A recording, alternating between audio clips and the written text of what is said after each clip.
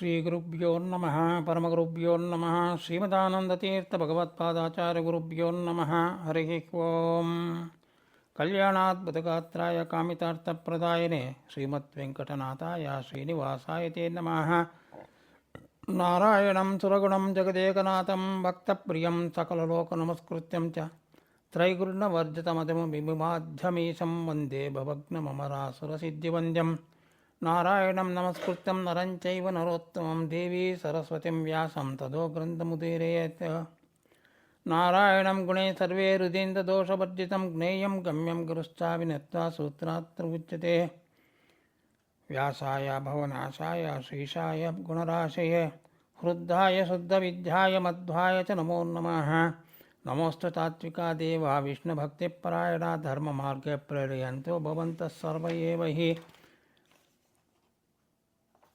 ನಮಸ್ತೆ ಪ್ರಾಣೇಶ ಪ್ರಣತವಿಭಾವ ಆವನಿಮಗಃ ನಮಃ ಸ್ವಾಮಿ ರಾಮಪ್ರೀತಾಂ ಹನುಮಾನ್ ಗುರುಗುಣಃ ನಮಸ್ತುಭ್ಯಂ ಭೀಮಪ್ರಬಲತಮಕೃಷ್ಣೇಶ್ನ ಭಗವಾನ್ ನಮಃ ಶ್ರೀಮನ್ಮಧ್ವಪ್ರದ್ಯುಷಸದೃಶಂ ನೋ ಜಯ ಜಯಃ ಪೂಜ್ಯಾಯ ರಾಘವೇಂದ್ರಾಯ ಸತ್ಯಧರ್ಮರತಾಯ ಚ ಭಜಿತಾಂ ಕಲ್ಪವೃಕ್ಷಾಯ ನಮತಾಂ ಕಾಮಧೇನುಭೇ ಸತ್ಯಾಭಿಜ್ಞಾಕರಬ್ಜೋತ್ಥಾನ್ ಪಂಚಾಷಟ್ವರ್ಷಪೂಜಕಾನ್ ಸತ್ಯಪ್ರಮೋದತೀರ್ಥಾರ್ಯಾನ್ ನ್ಯೋಮೀನಾಯ ಸುಧಾರತಾನ್ ಆಪಾದಮೌಳಿಪರ್ಯಂతం ಗುರುಣಾಂ ಆಕೃತಿಂ ತ್ವರೇತ್ತೇನ ವಿಘ್ನಂ ಪ್ರಣಶ್ಯಾಂತಸಿದ್ಧಿಂ ಚ ಮನೋರಥಾಃ ಪೃಥ್ವೀಮಂಡಲಮಧ್ಯಸ್ಥಪೂರ್ಣಬೋಧಮತಾನುಗಾಃ ವೈಷ್ಣವಾಃ ವಿಷ್ಣುಹೃದಯಾತಾನ್ ನಮಸ್ತೆ ಗುರುನ್ ನಮಃ ಸ್ವಸ್ತು ಅಶೇಷಷಣ್ಮಂಗಳಾನಿ ಭವಂತು ಸಂತೋ ಶ್ರೀಗುರುಭ್ಯೋ ನಮಃ ಶ್ರೀಗುರುಭ್ಯೋ ನಮಃ ಶ್ರೀಗುರುಭ್ಯೋ ನಮಃ ಹರಿ ಓಂ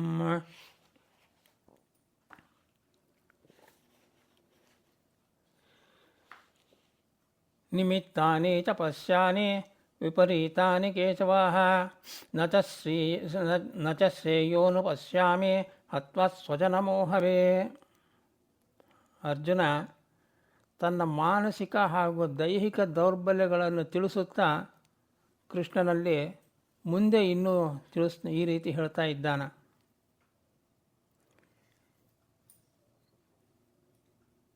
ಇಲ್ಲಿ ಈ ಶ್ಲೋಕದಲ್ಲಿ ಕೇಶವ ಅಂಥೇಳಿ ತಿಳಿಸ್ತಾ ಇದ್ದಾರೆ. ಅರ್ಜುನ ಕೇಳ್ತಾ ಇರೋದು ಕೇಶವ ಅಂಥೇಳಿ ಉಚ್ಚಾರಣೆ ಮಾಡ್ತಾ ಇದ್ದಾನಲ್ಲಿ. ಈ ಕೇಶವ ಅಂತಂದರೆ ಏನು?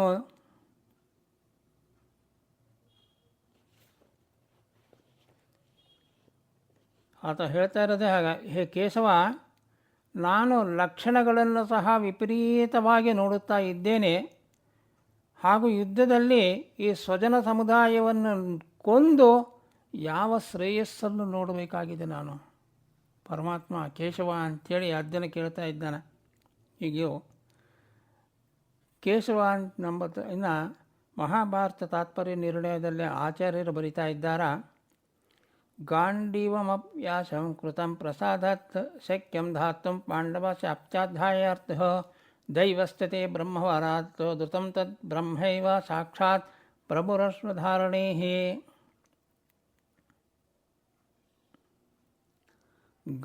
ಹಿಂದಿನ ಶ್ಲೋಕಕ್ಕೆ ಇದು ಅರ್ಥ ಅನ್ವಯ ಆಗ್ತದೆ.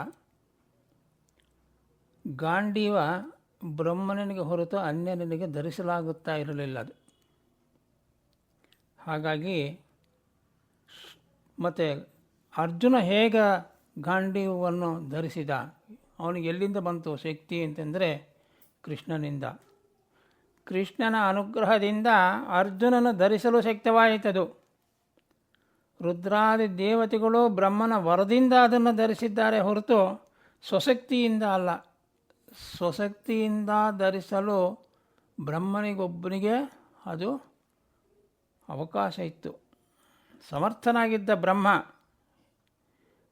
ಶ್ರೀಕೃಷ್ಣ ಪರಂಧಾಮಕ್ಕೆ ಹೋದಾಗ ಅವನ 16,000 ಸ್ತ್ರೀಯರನ್ನು ಈ ಮ್ಲೇಚ್ಛರು ಅಪಹರಿಸಿಕೊಂಡು ಹೋಗ್ತಾರೆ. ಅಂಥ ಸಮಯದಲ್ಲಿ ಎದುರಿಗೆ ನೋಡ್ತಾ ಇದ್ರೂ ಅರ್ಜುನ ಆ ಗಾಂಡೀವವನ್ನು ಎತ್ತಲಾರದೆ ಅಸಹಾಯಕತೆಯಿಂದ ನಿಂತುಬಿಟ್ಟಿರ್ತಾನೆ. ಕಣ್ಣಿಂದ ನೋಡ್ತಾ ಕಣ್ಣೀರು ಸುರಿಸ್ತಾ ನಿಂತು ಬಿಡ್ತಾನೆ. ಯಾಕಂದರೆ ಕೃಷ್ಣ ಇಲ್ಲ, ಪರಂಧಾಮಕ್ಕೆ ಹೋಗಿಬಿಟ್ಟಿದ್ದಾನೆ. ಅವನ ಕೃಪೆ ತಪ್ಪಿತು. ಆ ಗಾಂಡೀವನ್ನು ಎತ್ತುವ ಶಕ್ತಿ ಕೂಡ ಅವನಿಗೆ ಇಲ್ಲದಾಗ ಆಯಿತು ಅವನಿಗೆ.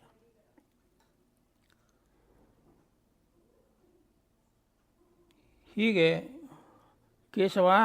ಈ ಕೇಶವ ಶಬ್ದ ಅರ್ಥ ಏನು ಅಂತಂದರೆ, ಹದವಾರ ಮಠಾಧೀಶರಾದ ಶ್ರೀ ಶ್ರೀ ವಿಶ್ವಪ್ರಿಯ ತೀರ್ಥರಂತಾರೆ, ಋಗ್ವೇದದ ಕೇಶಿ ಸೂಕ್ತನಲ್ಲಿ ಈ ವಾಯುದೇವನನ್ನು ಕೇಶಿ ವಿಶಸ್ಯ ಪಾತ್ರೇಣ ಇತ್ಯಾದಿಯಾಗಿ ವರ್ಣನೆ ಮಾಡ್ತಾರೆ ಅಲ್ಲಿ ಶ್ಲೋಕದಲ್ಲಿ. ಅಂದರೆ ಇಲ್ಲಿ ಅರ್ಥ, ಕೇಶಿ ಎಂದರೆ ಒಳ್ಳೆ ತಲೆಗೂದಲು ಹೊಂದಿದವನನ್ನಾಗಿ ತಿಳಿಸ್ತಾ ಇದ್ದಾರೆ ಇಲ್ಲಿ. ಅಭ್ಯಾಸ ಕೋಶ್ಯ ಪವನಃ ಎಂದರೆ ಪರಮಾತ್ಮನ ಪ್ರತಿಬಿಂಬ. ಆದರೆ ಆ ಪರಮಾತ್ಮನ ಪ್ರತಿಬಿಂಬ ಆಗಿರತಕ್ಕಂಥ ವಾಯುದೇವರಿಗೆ ಒಳ್ಳೆಯ ಕೂದಲುಗಳು ಇತ್ತಂತೆ. ಅದಕ್ಕೆ ಕೇಶಿ ಅಂಥೇಳಿ ಆ ವಾಯುದೇವರಿಗೆ ಹೆಸರದು. ಇಂಥ ಪ್ರತಿಬಿಂಬಾದ ವಾಯುದೇವರಿಗೆ ಒಳ್ಳೆಯ ಕೂದಲುಗಳು ಇರಬೇಕಾದರೆ ಬಿಂಬನಾದ ಪರಮಾತ್ಮನಿಗೆ ಕೂದಲು ಇರಲೇಬೇಕು. ಅದು ಅಲ್ಲದೆ ಭಗವಂತನ ಕಪ್ಪು ಕೂದಲೇ ಕೃಷ್ಣನಾಗಿ ಅವತಾರ ಮಾಡಿದ್ದಾರೆ ಇಲ್ಲಿ ಭಾಗವತದಲ್ಲಿ. ಅವನಲ್ಲಿ ಆ ಕೂದಲು ಇರಲೇಬೇಕು ಅಂಥೇಳಿ ಡೆಫಿನೆಟಾಗಿ ತಿಳಿಸ್ತಾ ಇದ್ದಾರೆ ಸ್ವಾಮಿಗಳು. ಭಾಗವತ ದಶಮಸ್ಕಂದಲ್ಲಿ ಕೂಡ ಒಂದು ಮಾತು ನೆನಪಿಗೆ ಬರುತ್ತದೆ. ಗೋಪಿಕಾ ಸ್ತ್ರೀಯರು ಅಲ್ಲಿ ಒಬ್ಬಾಕಿ ಆಗಿರ್ತಕ್ಕಂಥಳು ಫಿರ್ಯಾದು ಮಾಡಲಿಕ್ಕೆ ಬಂದಿರ್ತಾಳೆ.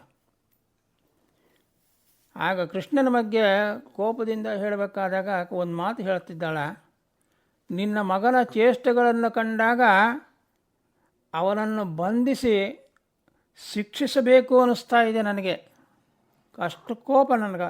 ಆದರೆ ಆ ಗುಂಗುರು ಕೂದಲುಗಳುಳ್ಳ ಆ ಕೃಷ್ಣನನ್ನು ಕಂಡಾಗ ಆ ಮನಸ್ಸೇ ಬರುವುದಿಲ್ಲ, ನನ್ನ ಮನಸ್ಸೇ ಕರಗೋಗ್ತದ ಅಂಥೇಳಿ.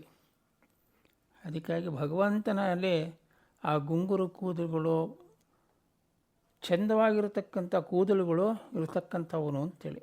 ಹೀಗೆ ತಲೆ ಕೂದಲುಗಳು ತುಂಬ ಇದ್ದರೆ ಏನೂ ಚಿಂತೆ ಇಲ್ಲದವನು ಎಂದು ಲೋಕದಲ್ಲಿ ಒಂದು ಮಾತಿದೆ. ಇದಕ್ಕೆ ಅನುಗುಣವಾಗಿಯೇ ಭಗವಂತನನ್ನು ಪೂರ್ಣವಾಗಿ ನಂಬಿರುವ ವಾಯುದೇವರು ಯಾವ ಚಿಂತೆಗೂ ಒಳಗಾಗುವುದಿಲ್ಲ. ಯಾಕಂದರೆ ಆತನಿಗೆ ಅಂದವಾದ ಕೂದಲುಗಳಿವೆ ಅಂತ ತಿಳಿಸ್ತಾ ಇದ್ದಾರೆ.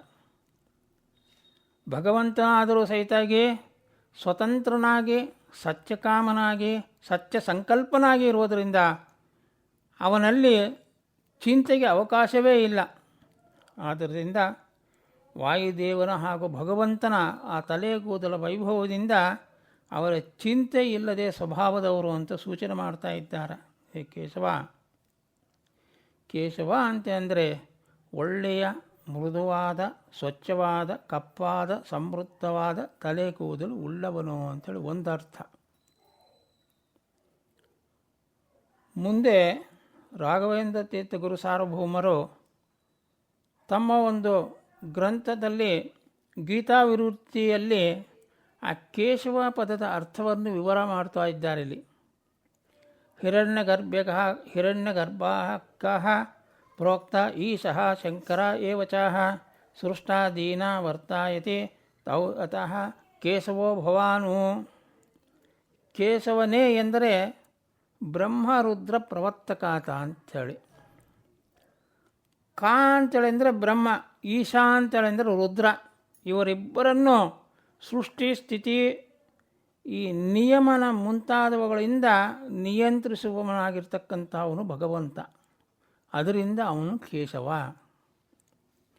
ಆನಂದ ತೀರ್ಥ ಭಗವತ್ಪಾದಾಚಾರ್ಯರು ಕೂಡ ಸ್ಥಿತಪ್ರಜ್ಞಕಾ ಭಾಷಾ ಎಂಬತಕ್ಕಂಥ ಆ ಗೀತೆಯ 2ನೇಯ ಅಧ್ಯಾಯ ಶ್ಲೋಕವನ್ನು ವಿವರಿಸುವಾಗ ಆ ಗೀತಾ ಭಾಷ್ಯದಲ್ಲಿ ತಿಳಿಸಿಕೊಡ್ತಾ ಇದ್ದಾರೆ. ಕೇಶವ ಅಂತೇಳಿ ಅಂದರೆ ಆ ಶಬ್ದಕ್ಕೆ ಬ್ರಹ್ಮರುದ್ರ ಪ್ರವರ್ತಕ ಎಂಬ ಅರ್ಥವನ್ನು ಪ್ರಮಾಣ ಪುರಸ್ಕಾರವಾಗಿ ವಿವರಣೆ ಕೊಡ್ತಾ ಇದ್ದಾರೆ ಅವರು. ಅವರ ಅರ್ಥವೂ ಕೂಡ ಹೀಗೆ ಇದೆ. ಕಾ ಎಂದರೆ ಹಿರಣ್ಯಗರ್ಭ, ಈಶಾ ಅಂತೇಳೆಂದರೆ ಶಂಕರನು. ಇವರಿಬ್ಬರೂ ಸೃಷ್ಟಾದಿಗಳಿಂದ ನೀನು ನಿಯಂತ್ರಿಸುವವನು, ಆದ್ದರಿಂದ ನೀನು ಕೇಶವ ಈ ಶಬ್ದದಿಂದ ಕರೆಸಿಕೊಳ್ಪಡುತ್ತೀನಪ್ಪ ನೀನು ಅಂಥೇಳಿ ತಿಳಿಸಿಕೊಡ್ತಾ ಇದ್ದಾರೆ. ನಿಮಿತ್ತಾನಿ ತಪಸ್ಯಾನಿ ವಿಪರೀತಾನಿ ಕೇಶವ. ಇದರ ಅರ್ಥವೇನು ಹಾಗಾದರೆ? ಇದು ಅಂದರೆ ಯಾವುದೇ ಕ್ರಿಯೆಯ ಮುಂದಿನ ಪರಿಣಾಮವನ್ನು ಸೂಚನೆ ಕೊಡುವ ಶಕುನಾದಿ ಚಿಹ್ನೆಗಳನ್ನೇ ಲಕ್ಷಣ ಅಂತೇಳಿ ಕರೀತಾರೆ. ಅರ್ಜುನ ಅದೇ ಹೇಳ್ತಿದ್ದಾನೆ.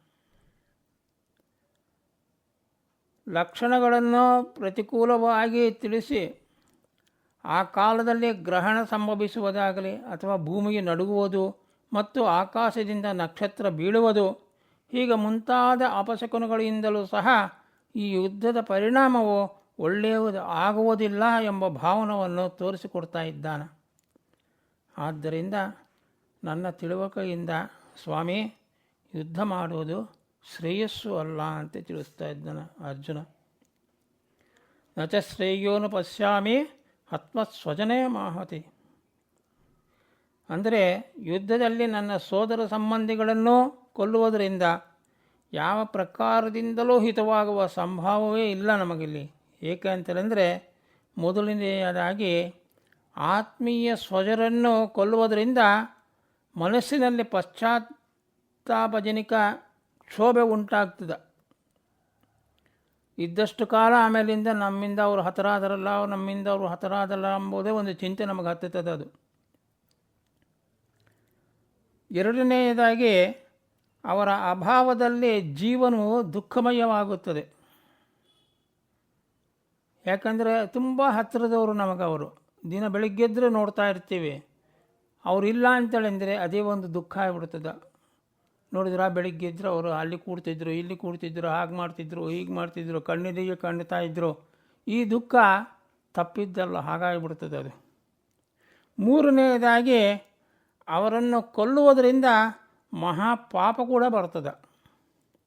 ಆದ್ದರಿಂದ ಇವೆಲ್ಲ ದೃಷ್ಟಿಯಿಂದ ಈ ಲೋಕ ಇಹಲೋಕ ಮತ್ತು ಪರಲೋಕದಲ್ಲಿ ಸಹಿತ ಹಾಗೆ ಹಿತವೂ ಆಗಲಾರದು.